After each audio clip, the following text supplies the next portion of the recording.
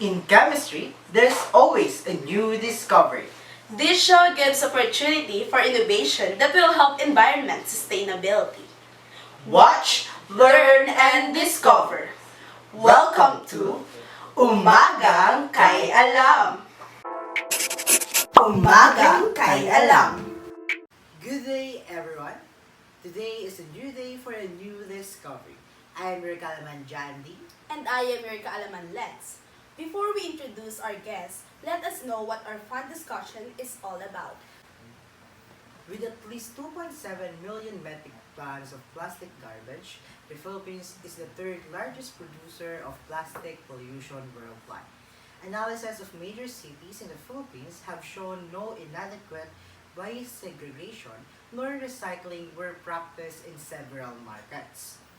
Even though solid waste management plans were developed even before. Did you know that plastic pollution has the major consequences on the Philippine environment? Waste runoff threatens people's hygiene and way of life by blocking waterways and drainage systems, especially during times of heavy rain. In contrast to other nations with considerable plastic leakage, the Philippines' plastic waste leakage is mostly caused by local use.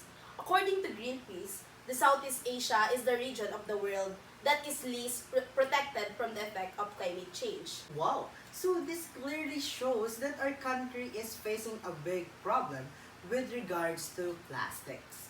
With this, we invited a group of chemists that will help us to lessen this global issue and to address some solution on how we can help our environment. Let us all welcome ex-chemists. Battle gets closer. They can say what they want now. 'Cause we'll be screaming out. We can be heroes everywhere we go. We can have all that we ever want. Pleasant days, chemist. Good morning. Morning. Before we have this interview, could you please introduce yourselves? Hi everyone, I am Gio Benedict Bombales. Good day, I'm Andrew Macabenta. Hi, I am Rodney Salvador. Ernie Teves Jr. here. Hi, I'm Princess Homeres. Nice to meet you all. How are you doing? We're doing great. That's nice to hear. Now, let us proceed on what Jandy has discussed earlier. So, it looks like plastics are a big problem in the Philippines. Yes. You're absolutely right. Here are the questions that were frequently asked by our audiences. Do plastic products decay? Well, plastics are very common to use in the modern generations, from bottles to bags to equipments or tools that people use to access. Approximately, it took 500 years before plastic decomposes. The process is very slow because all the substances do not just exist in nature. What are the components of plastic that make it hard to decompose? Plastic contains polyethylene, also known as PET, or polyethylene terephthalate, that in nature, bacteria cannot access or know the chemical bond in plastic materials. Thus, these components are called xenobiotics. We all know that this trash affect not only the landforms but also waters.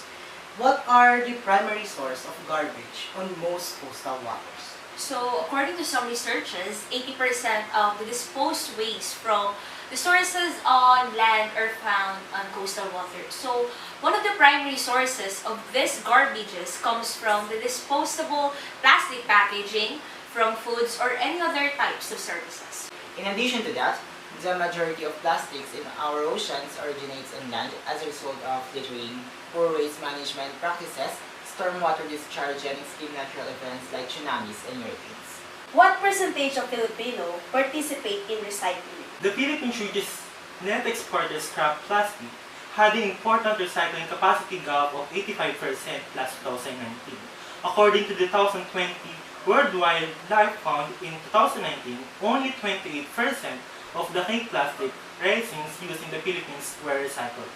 It shows that only 33% of the plastic waste generated in the Philippines is collected and decided to be dumped in the sanitary landfills, and only 9% is recycled. As a result of decomposition and burning of waste, improper waste disposal directly contributes to global warming and climate change by emitting methane.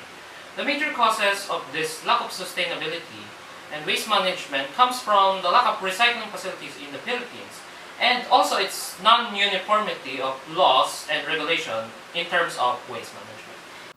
Just like what you said earlier, the percentage of individuals that recycle their waste is only a few.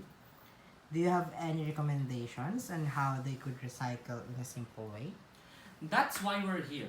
We are here to show you how to properly manage your waste at home and also how to repurpose and recycle some items that would be considered waste at your home. First off here are the different types of waste. First things first, with throw trash, it is important to separate them based on their proper trash can. As you have learned when you are young, we have a biodegradable and non-biodegradable and hazardous waste. This is the simplest ways to separate.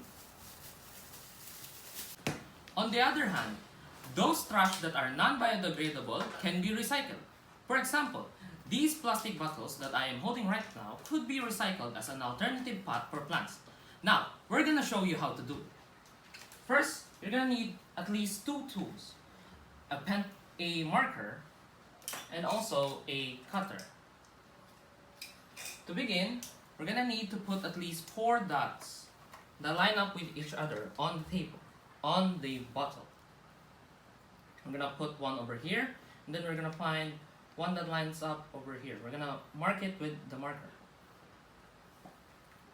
And then, we're gonna go to the other side, and we're gonna line up these 2 dots that we put earlier on the other side. So we're gonna put that over here, and over here. Now that we have marked these 4 dots, we're gonna now trace them and turn them into a line. So from here, we're gonna line this up from here. We're gonna trace this from here to here. And then we're gonna do the same thing for the other side. We're gonna trace this dot from here to here. And now we're gonna connect these 4 dots together. So we're gonna trace them from here to here.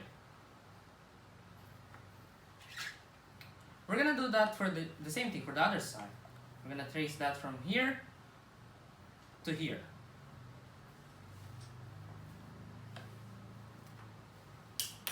Now this is the part where we're going to cut it.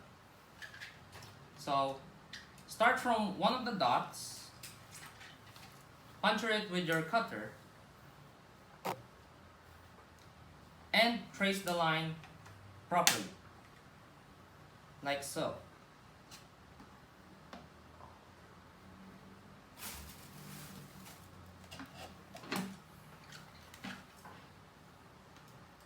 If you follow the steps properly, this is what it would look like.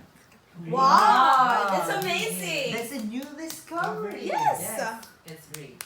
And now, the bottle is now an alternative plant pot. And then we have now successfully reduced waste that we have to toss. Thank you so much for showing our audience the actual demo for today. I'm sure that they could apply this at their home since this is convenient to use. For the last part of our interview, do you think that there should be a penalty for not recycling? And as a professional itself, how can you convince your audiences to do recycle? In my opinion, there should not be a penalty for people who do not recycle. We cannot force people to recycle their things, especially if they are throwing their garbages in not a proper garbages. The people who should be fined are those people who throw their waste in the streets. I agree to fine people for not segregating their waste, but not for not recycling their things. And for my opinion, I believe that there should not be a penalty also because recycling is a personal decision that each person makes for themselves. But as a chemist and a good citizen, I would advise anyone to do the GRs, to reduce, to reuse, and recycle because it is made for our own good. So just like what my co-chemist said earlier, it is not advisable to have a punishment for not recycling. As an individual, it is our responsibility to take good care of our environment. However, there are some instances wherein people tend to have their own ways in separating trash. The best thing that we could do right now is to strengthen our advocacy and educate everyone that recycling is a must. Thank you so much for that informative and fun talk with you guys. Thank you guys. Thank you for inviting us. Welcome. After knowing everything about the crisis of plastic in the Philippines, what are the pros and what are the cons of using one? Plastic are used for packaging materials. Plastic are good protection in our foods and it avoid contamination. It can save energy transport since less fuels is used, low emissions and cost saving to the distributors and consumers. Also, it has less energy that is used in producing compared to other materials.